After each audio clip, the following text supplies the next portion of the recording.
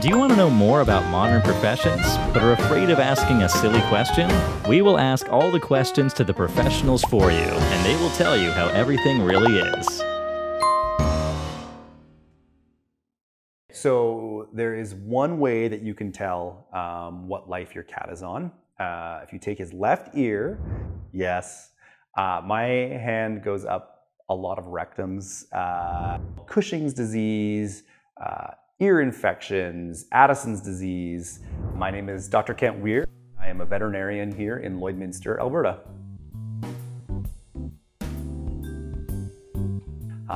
What they'll see out in the backyard is there are two dogs stuck together, and this is actually the way that dogs breed. And so what happens is at the base of the male's penis, he actually has what's called a bulbourethral gland, and as he ejaculates, it swells up inside of the female, and they are actually stuck together.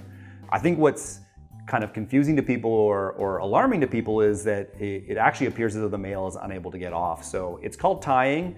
The male gets on top of the female in a normal way, so the way you'd expect, and then he flips around and he's still stuck to that female, and so they're actually more like butt to butt, which is a bit shocking and a bit concerning to some owners. Unfortunately, once you get to that point in the process, there is nothing you can do. Throwing cold water at them, yelling at them, probably only excites the male more and probably keeps them locked together a bit longer. So yeah, that's called tying in the dog world, and that's how dogs naturally mate. So.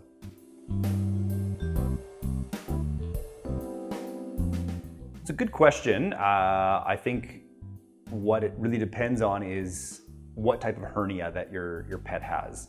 The one thing that, I guess the definition of a hernia is separation between muscle walls. So any separation in any muscle can be considered a hernia.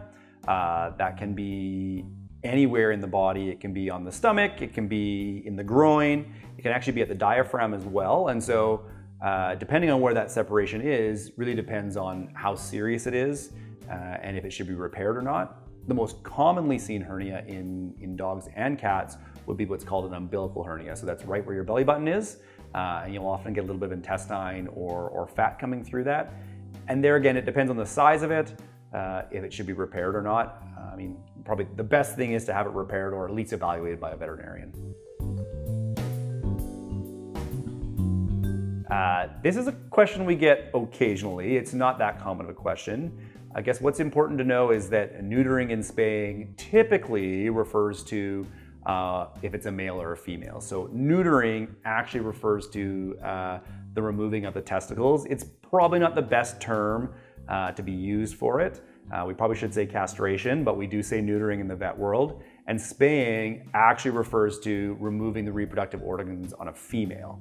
And when you spay a cat or spay a dog, you actually have to open up their entire abdomen, go inside and remove it, whereas testicles, as most of us know, sit on the outside of the body, a little bit quicker of a procedure to get access to. So sometimes people want to neuter their female dog because they heard it's cheaper, but the reality is if she's a female, we have to go inside, which is a bit more invasive, and we have to charge a bit more.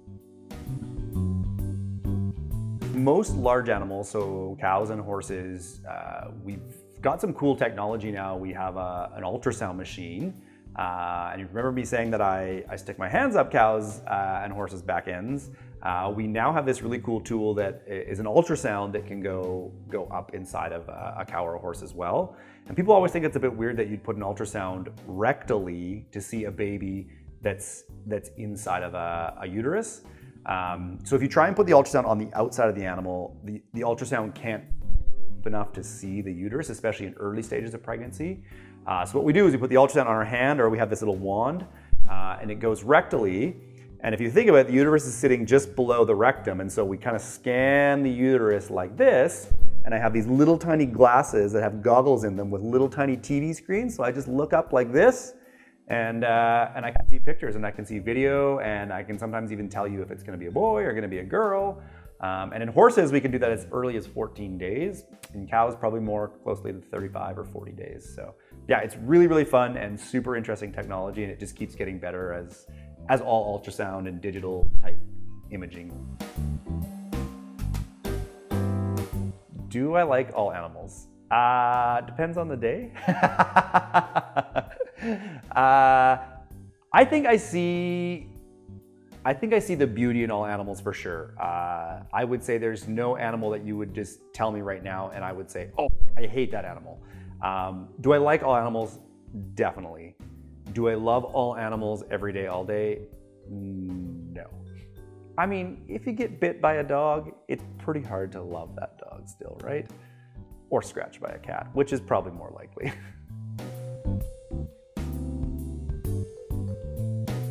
So I think the longer we have animals and the more care we're giving for our animals, the more time we're spending with our animals, the more diagnostics, the more money we're spending on animals, we're honestly discovering that yes, most diseases that humans can get, it does seem like animals are getting those. And so some of the diseases that we certainly see very frequently in animals that maybe is a bit surprising would be like diabetes, thyroid issues, something called Cushing's disease, ear infections, Addison's disease, brain tumors, other tumors, breast type cancers, right? We see all of these in animals.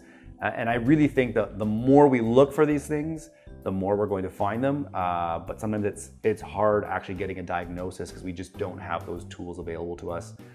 Stroke is a good example. People often ask, did my dog or cat have a stroke? Maybe. It's really hard to tell. We do believe that animals probably do have those, but without like some serious imaging of the brain, it's just not possible to tell.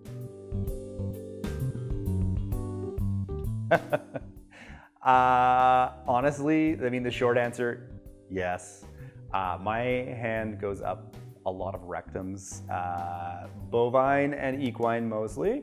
So I wish I would have brought it with me, but I have these really long gloves that go all the way up to the elbow. And then I apply some lubrication and my hand goes in. It's honestly what I spend a lot of time doing in the spring and in the fall. Semen testing the bulls and then checking the cows out for pregnancy in the fall. And my hand is in and out of a lot of cows on a regular basis. So yep, it's true. Vets stick their hands up cows' butts.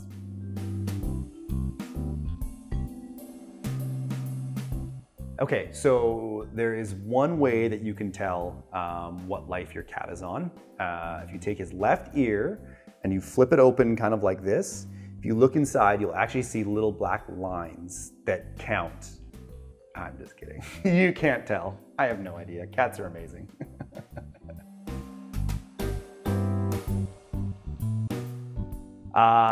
This is actually probably the most question I get asked in social situations. Everybody wants to know what the weirdest animal I treated. And my answer is very easy. When I was in my 4th year of vet school, there was a crocodile who broke his leg, which is pretty interesting to work on a crocodile with a broken leg. We ended up pinning the leg. I think what's interesting about the story is how he broke his leg. And so I went to the Western College of Veterinary Medicine in Saskatoon, which at the time was certainly one of the few places that was treating exotic animals. And there was a fellow who lived in an apartment in Vancouver. He converted his living room in his apartment into a swamp. So he got it all covered with bags and tarps and whatnot, filled it with water. One day left the sliding door open on his patio.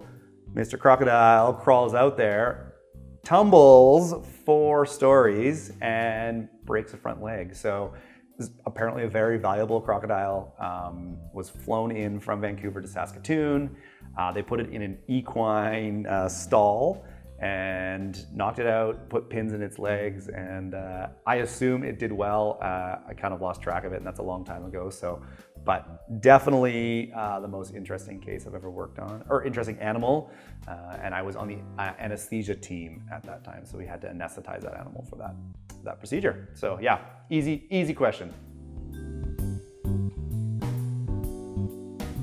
I would say this is a really common misconception that people have.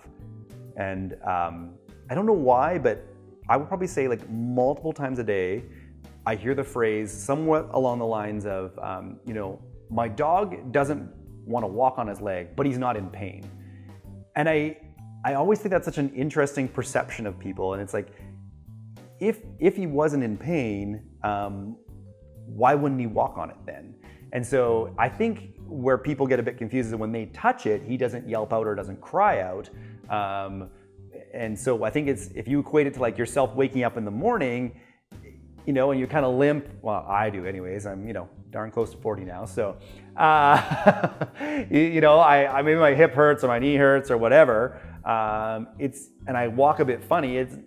I'm not screaming because it hurts so much, but it doesn't mean that I'm not in pain. And it's a very, I bet you ask any veterinarian and they hear that phrase so frequently. My dog doesn't walk on his leg, but he's not in pain. So it's a really interesting phrase. I mean, you need to get some medications for your dog, potentially some joint supplements or a special food or some physiotherapy to strengthen those muscles again. There's a lot of things that could be going on with a limping dog, but if your dog's not walking on its leg, chances are it's probably got some pain associated with that. Everybody asks us if we stay overnight with their pet when they're in the clinic. And certainly at our clinic here in Lloydminster, we do not spend time overnight. We don't have anywhere to stay overnight. We're expected to work the whole day again the next day, and so spending a night there is just not feasible. If you start going to some of the cities, they have some referral hospitals or some actual emergency intensive care units up in the cities. So Saskatoon has one, Edmonton has one. If you're starting to go up there, they do definitely have those services that can be offered. But I would say the average, you know, rural, smaller town veterinary clinic is just unable to offer that type of service. I think what I love about the profession is the variety. I love that every day is totally different. I'm working with cattle and horses and guinea pigs and rabbits, and I had a hawk come in the other day and a baby wild rabbit come in the other day. And so I think, you know, the fact that I just don't know what to expect from my day is just an exciting way to work. And I think I love that I get to combine my love of people and my love of animals and science all into one job. My grandpa gave me some really good advice when he was little up, and he was also a veterinarian. He said that behind every animal is a human being. And so that's really fun for me to interact with people, get to know the owners well, and make those relationships with those owners, especially a lot of farm clients. Oftentimes when you're on someone's farm, they'll invite you in for a coffee or a piece of pie, or even just a meal, right? And I really enjoy connecting with people through their animals. I think it's a really cool part of the job.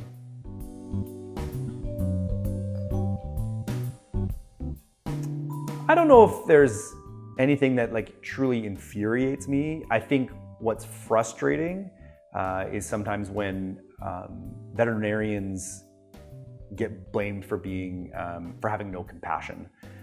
And sometimes what happens is because there's a big problem with someone's pet and they're unable to afford it, because sometimes veterinary care can be expensive. And because they're unable to afford it, they kind of put that back on you and kind of say, well, if you were a caring veterinarian, you would just do this for free. And that's very frustrating to hear, because veterinarians as a whole are extremely compassionate people. And it's very hard to hear that when someone says you're not a compassionate person, because I think that's the absolute opposite of what most veterinarians are. If you live in Canada, it's pretty restricted where you can study within Canada. Essentially, depending on where you live, so if you live in British Columbia, Saskatchewan, or Manitoba, you have to study veterinary medicine in Saskatoon. If you live in Alberta, you have to go to Calgary. If you live in Ontario, you go to Guelph. If you live in Quebec, you go to FMV or St. Hyacinthe. If you live east of that, you go to the Atlantic Veterinary College, or AVC. So really there's not a lot of options within Canada to study veterinary medicine.